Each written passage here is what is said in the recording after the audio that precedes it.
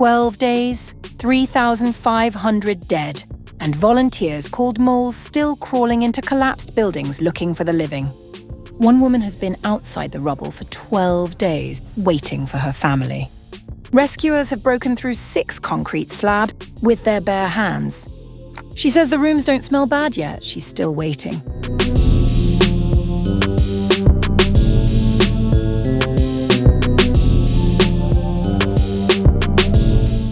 "12 days after twin earthquakes devastated Venezuela's northern coast, rescue workers are still digging through mountains of concrete and twisted steel, refusing to abandon hope that survivors may still be found beneath the rubble. The 2 powerful earthquakes, measuring 7.2 and 7.5, struck within 38 seconds of each other on June 24th, flattening neighborhoods across La Guaira, Caracas, and surrounding regions. According to Venezuelan authorities, the disaster has now claimed 3,535 lives, injured 16,740 people, and left 17,854 residents homeless. But amid the devastation, an extraordinary civilian rescue effort has emerged. As reported by The Guardian, volunteers known as topos, or moles, have become symbols of hope, crawling into impossibly narrow gaps inside collapsed buildings in search of survivors. Among the volunteers risking their lives in Venezuela's earthquake-ravaged coastal region is 32-year-old Darwin Rodriguez, a motorcycle mechanic known by the nickname Culebrita, or Little Snake, for his ability to crawl through narrow gaps in collapsed buildings. "I'm not afraid, but you need to be brave to do this." The term topo was coined 40 years ago in Mexico after an 8.1 magnitude earthquake devastated that country's capital in 1985, killing more than 20,000 people. The disaster spawned a now famous civilian search and rescue team, popularly known as the Mexican Moles.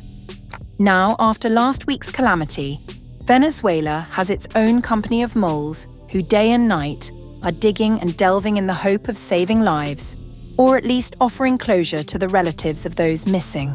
Meanwhile, another volunteer, Darwin Martinez, who rescued dozens of people during the first hours when there was no official help, said, "On the first and second days, we managed to rescue more than 20 people. We had help from the local community because at first there was almost no outside assistance. It was difficult, but nothing was impossible." Rodriguez, who has lost about 10 members of his family during the earthquakes, and continues smiling. In an interview shared on social media, Rodriguez said he has barely rested since arriving at the disaster zone, choosing to remain on the front lines despite the physical and emotional toll. "Since the first day, after the concern, the anguish, the despair, I did have trying to continue because I have my family here. I haven't got it. Until today, I haven't got it, but it didn't stop me, and here I am still. After the accident, together with my team from the Ministry of Public Works, we were here working, and we are still here fighting to save lives, to get people out. And, well, here we are still resting a little and working hard." The volunteer rescuers are searching inside the collapsed Residencia Costa Brava, a 14-story apartment building reduced to rubble during the earthquakes, hoping someone may still be alive beneath the debris. At the same time, families are continuing their own desperate search for missing loved ones. Among them is Elizabeth Leon, who has spent nearly 2 weeks waiting outside the collapsed OPA 26 housing complex in Carabaleda, where several members of her family remain trapped. Despite the passing days, she refuses to give up hope. "After 12 days, I'm here waiting to bring them out alive, if that is God's will, or their bodies. Their location has already been pinpointed. In the name of God, today we're going to bring them out, trusting in God that we'll find them alive, that they'll be alive, because the rooms don't smell bad. With faith, trusting in God, that everything will turn out well." Leon explained that rescuers believe her relatives are trapped on the building's 4th floor, forcing volunteers and family members to manually cut through multiple layers of collapsed concrete. When asked by a journalist how rescuers reached that level, Leon described the enormous effort required. "So you've broken through 6 slabs?" "We've broken through 6 slabs on 4 separate occasions, with our bare hands. We've done it with the help of friends, family, acquaintances, people who've joined us, and a few police officers who've lent us a hand. For Leon, the search is no longer only about rescue, but also about finding closure.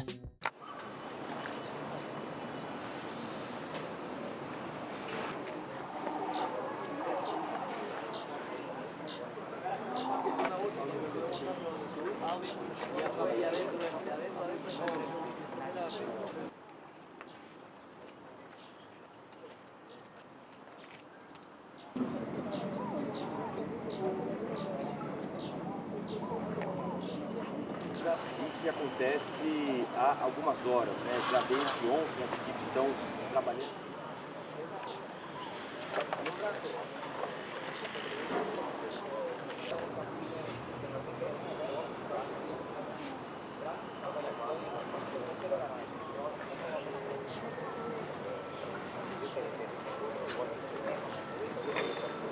Auxiliando nesses resgates. Ele ontem disse que ouviu sinais vitais. Tentando manter o ânimo para tentar resgatar. O caminhão das ferramentas da equipa portuguesa. Não sei se estava todo ali para não. Pois isto aqui. Se a gente vê façam entender alguma coisa disto.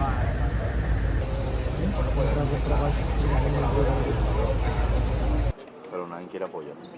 ¿Y por qué yo apoyé? Yo trabajé 4 años en una mina y los túneles, las minas son 30, 40 metros para abajo de la tierra.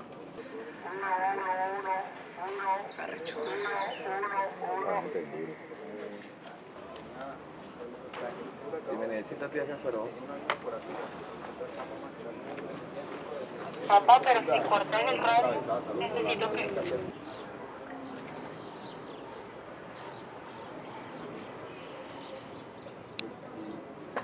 Aquí, marico, todavía llamo así, ya voy a poder pasar. ¿Cómo así? No entiendo.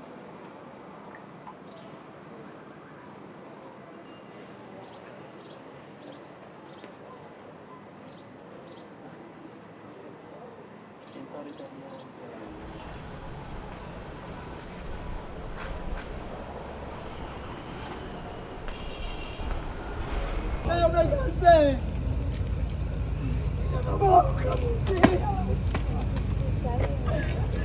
ha ha!